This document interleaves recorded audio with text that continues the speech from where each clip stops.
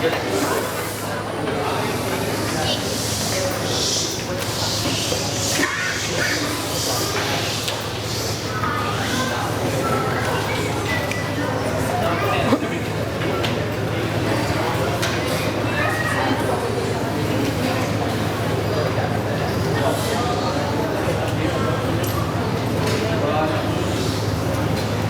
hapon po.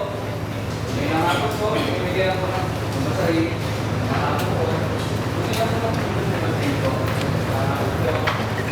Magandang hapon po, ma'am. Bigyan ako ng tubig. Tungkol po sa pasalita ko ng ating Panginoon. Bigyan po ng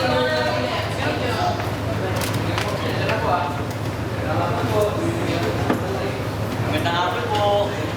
Fred, magandang hapon po. Libreng babasahin po. Magandang hapon po. Libre lang po yan. Pagkakas ng Diyos. Babasahin po. Magandang hapon po. Babasahin po. Ay, tungkol po yan sa kaligtasan po. Nakikita po po sabi po sa Romans 6:22 po, for the wages of sin is death, but the gift of God is eternal life through Christ Jesus. Tinatanggap po kasi Jesus sa Pilipinas po. Ayan, nais po ang gawin to start.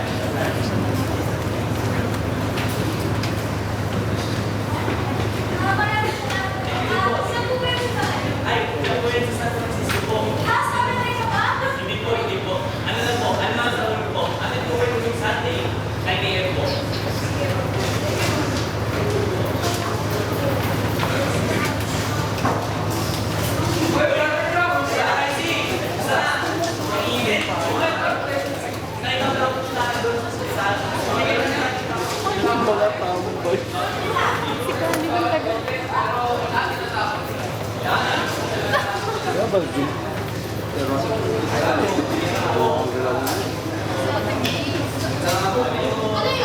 May ice water po kayo?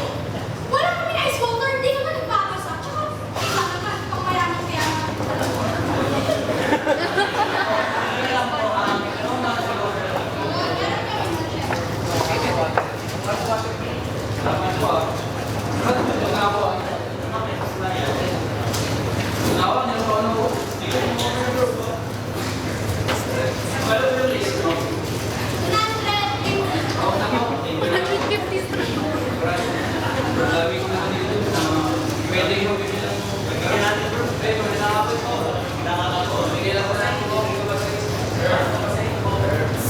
basura lang yan.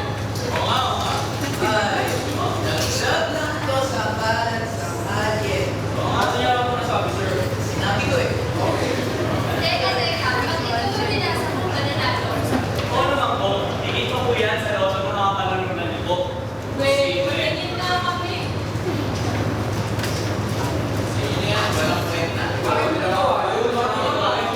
Hindi ka teka, chill lang. Natilog ako dyan.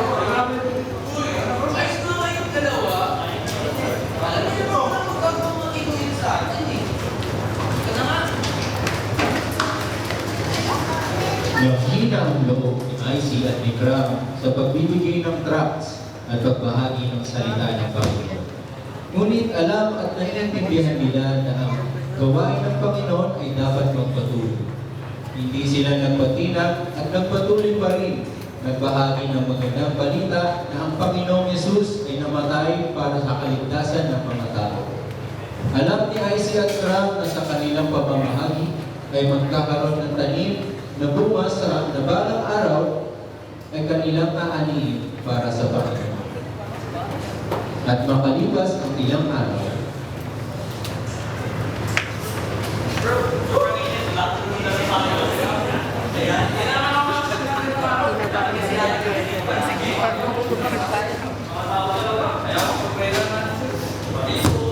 Ano yun?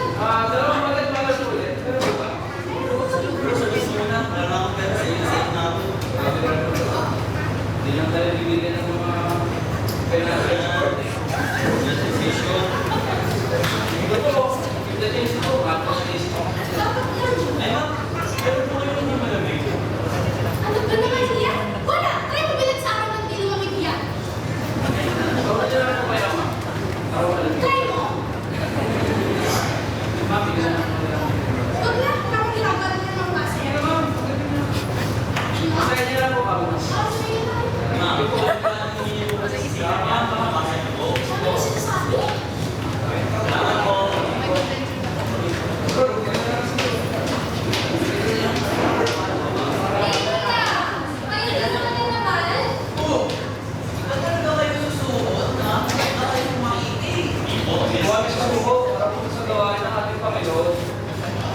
So, this is been there, done that. Oo nga.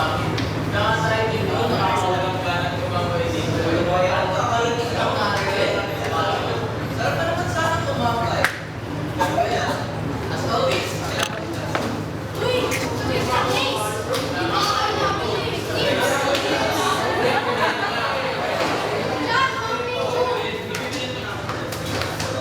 Di ba yan? Nawawala lang ng customers ng dahil sa inyo? Alis na nga kayo! Yes!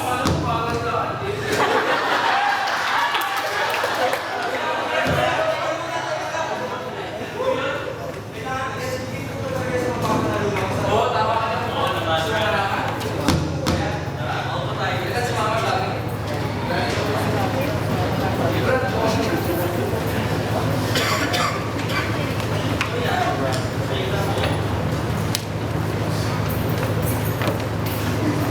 Tunay nga ang sinasabi sa 1 Corinthians chapter 15 verse 58, that your labor is not in vain in the Lord.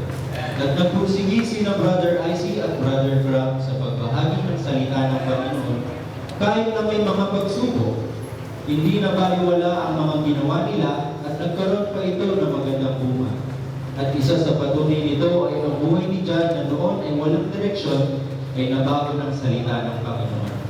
Ngunit sa hindi inaasahang pagkakataon, dahil sa pagtanggap ni John sa ating Panginoon, ang mga matagal na niyang pagkikipagkaibigan kay Laib, Nicolay, Thor, Rico, Jonah at Peg ay magkakaroon din ng pagbabago. Patuloy bang mamumuhay si John sa Panginoon o ilalayo niya muli ang kanyang sarili sa Panginoon alang-alang sa matagal na pagkakaibigan?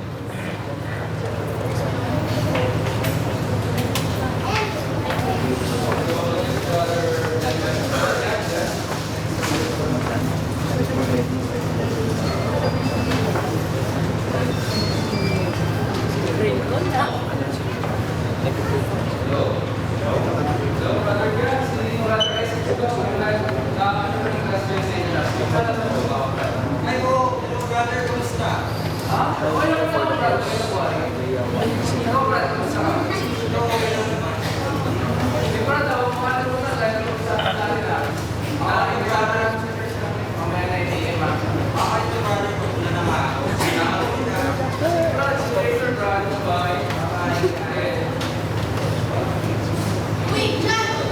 Miss na miss ka! Saan ka magbebenta ako? Ayun ka talaga. Hindi ako bibenta ng polo. Punta ka sa Tiaman sa Bible Baptist Church. Oh! Buwan ka na rin! Bakit ako kung ano mga namimigay ng mga sarili? Hindi ko wala ulo. Parang araw ngayon, hindi niya yan. Sa isang tubig na. Kaya kami tubig? Okay, John. Ay, sige po. Thank you. Bayaran mo yan! Ay, sige po. Palis na lang ako.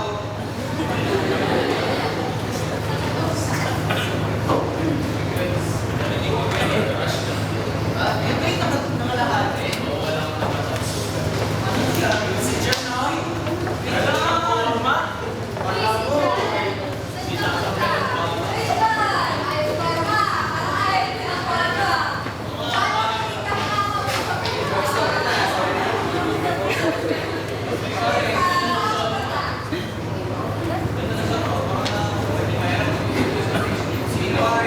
Magsisimba ako. Magsisimba ka? Buo ka sa mga dami. Bibili ng baka sa last time. Sabi ko kayo, pinakala ko. Yung pagsasayang ng oras, at dami yung hindi basta-basta lang. Alam nyo yung walang kwenta? Alam nyo ano yung walang kwenta? Ikaw! Oo? Alam mo yung walang kwenta? Mga pinagagawa natin dati na walang kinikinarastas na tagapagligtas. Pero, Chica, susunod ako sa mga pagpapagpapis. Sabi ko lang yun dito, pero wala akong interest sa tingin mo kung babago yung buhay mo. Kaya, dami yung sinasabi eh, no? Kaya, alam mo, naisip ko niyan. Tingnan mo ako. Lagi ako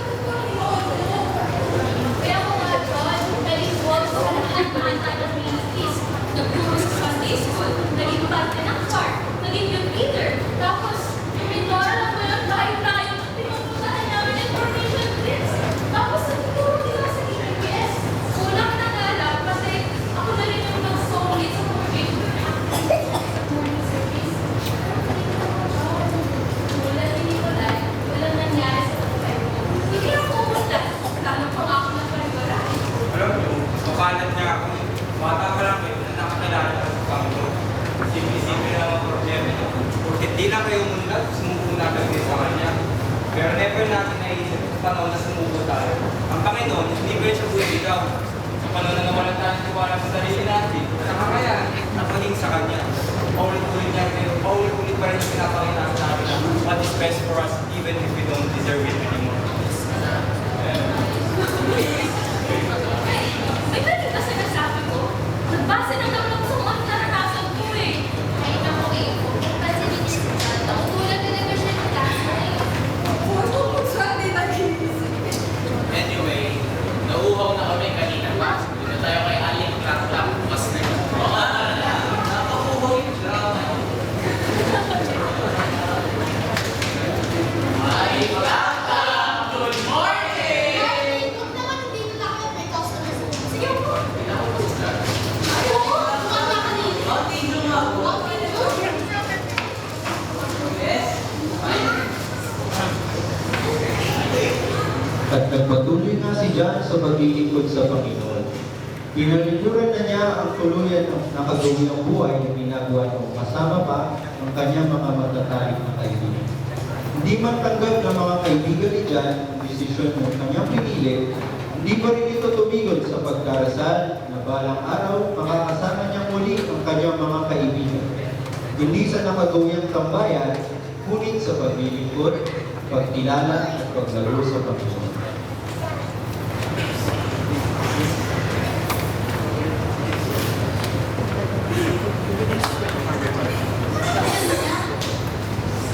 Ay, Clap-Clap, hindi ka naman.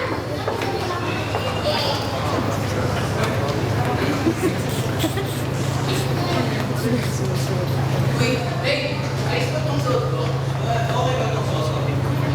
Ayan, tatungtong lang ulit, pero okay lang. Pati na. Hey guys, okay. Galing ako, bakit yung beauty ko? Baka ako tapos eh. Ako, hindi ka kasi bumili ng esapo sa amin. Siyempre, available here. I love Dork. I love Vita. Kumala. Yan, nagkatuto sa graduate sa graduate. Wait, ko support mo yun. Ayun siya. Tara na yun, baka nakita yung hindi niya. Ay, hindi ko na yun. Wait lang. Halos galing lang sa akin. Oh, ay, ayos yung suot niya. Saan punta? Ano yung nakalagay mo na pupuntahan? Akalaan mo yun? Yung mga taong akala mo magtatapang noon, tutuloy pala. Alam mo yun? Malalim ko tama na sa tayo. Masyado tayo nasasanay mabuhay sa mga walang sa sky na bagay. Hindi kami nautong. Hindi isang kami. Oo nga yun. Sa palagay ko, kaya walang nararating na magandang buhay natin. Kasi masyado tayo hindi tayo naniniwala at nagtitiwala sa Panginoon. Yung puso natin punong-puno ng pride. Masyado tayong nagmamagaling at nagmamalaki na akala natin kaya natin ng mga bagay-bagay sa sarili nating kakayahan. Inipilit natin sa sarili natin na ang Panginoon hindi nakikinig. Pero ang katotohanan, tayo ang hindi nakikinig sa Kanya. Ang gusto lang naman ng Panginoon ay matuto tayong magtiwala sa Kanya. Kasi hindi naman na tayo makagaya.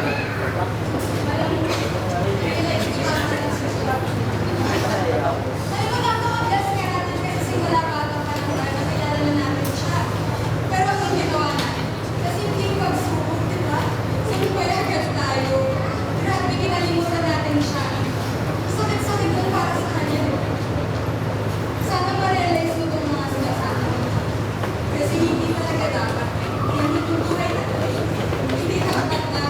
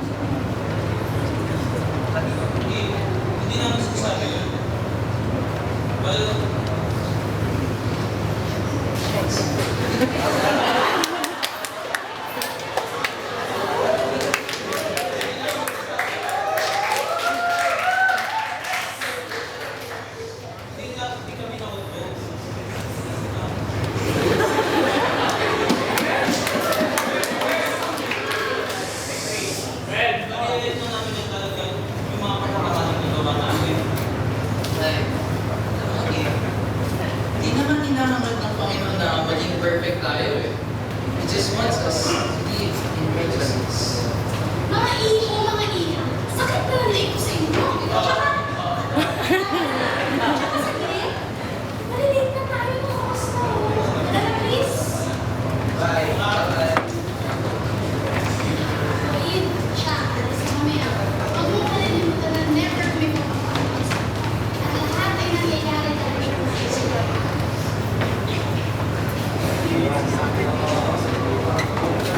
And all things whatsoever ye shall ask in prayer, believing, ye shall receive. Matthew chapter 21, verse 22. Hindi rin nagtagal na kasama rin nila sa paglilingkod sa Panginoon ng mga mahal niya sa buhay. Nagbago ang pagtingin at pagkilala nila sa Panginoon. Ang dating buhay na walang pagkilala at pagtiwala sa Panginoon, ngayon ay buong nilang inaalay sa pagsamba at pagpupuri sa ating Panginoon na dakila sa lahat.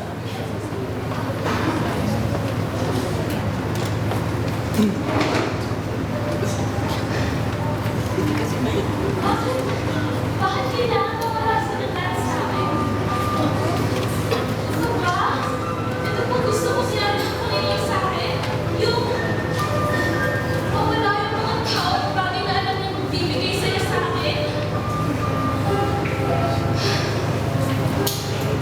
Hindi. Ang nawala sa'yo, hindi sila nawala. Ikaw yung lumayo eh. Ako yung lumayo sa mga bagay at tao na magbibigay tulong sa akin sa buhay kung nasan dapat ako. Simula pa lang talaga dapat di na ako lumayo sa kanya.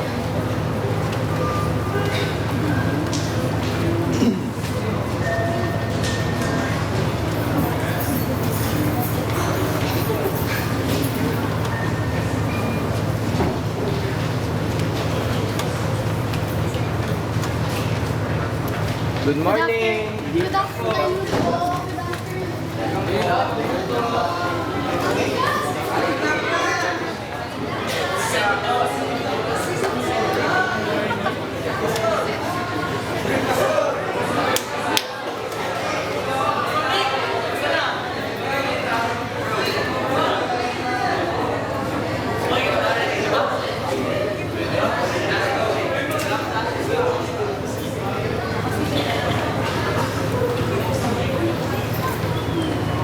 Let's sing I Am Rizzo.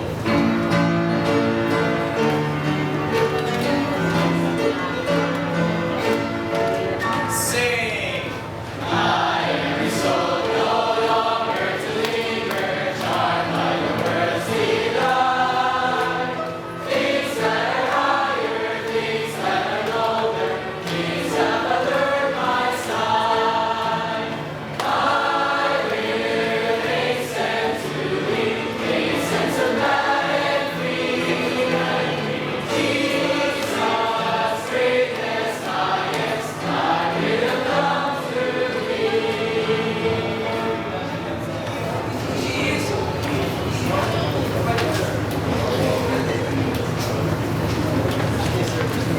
Romans 8:28 says, "And we know that all things work together for good to them that love God, to them who are called according to His purpose." Sa kabila ng mga pagsubok na inaharap ng mga drugs distributors na si Brother Isaac at Brother Frank, sila ay nagpatuloy sa paglilingkod. Ang mga kabataan noon na sila hindi alam ang kanilang pagtutunguhan ay ngayon na malugod na ang pinatahakang daan at nilatag ng Panginoon Diyos. Katulad ni Dor, na tuluyan ang isinuturo ang buhay sa Panginoon upang maglingkod bilang pastor ng isang simbahan, lumayo kasama ang kanyang may bahay na si Aling Clark. Ganon rin ang mga kaibigang sinabi, Rico at John, na panipareho ng bigot sa kanilang simbahan. Si Nicolay naman ay naging aktibo sa mga gawaing pagtatayo ng mga sambahan at iba-ibang lugar probinsya sa bansa. Si Jonah naman ngayon ay humayo upang maging isang guro misyonaryo. Si Eve na nanambalik sa gawain ng Panginoon ay nagpursigi upang maging misyonaryo doktor sa mga bahay. Ang pagbabago at pagpapatuloy ng mga magkakaibigan ay isang patunay na ang Diyos ay tapat at nararapat natin sambahin at paglingkuran sa Espiritu at katotohanan.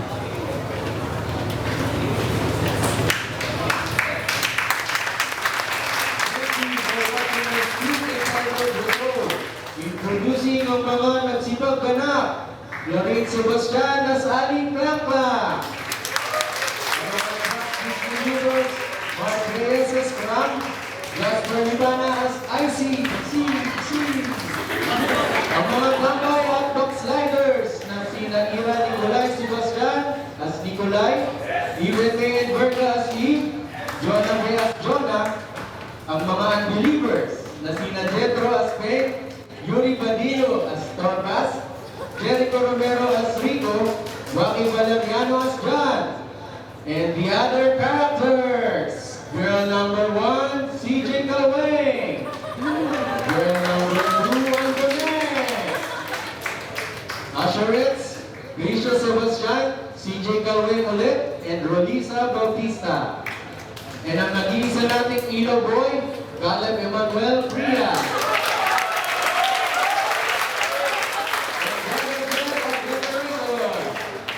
Written and directed by our one and only Madam Annalisa de la Cruz.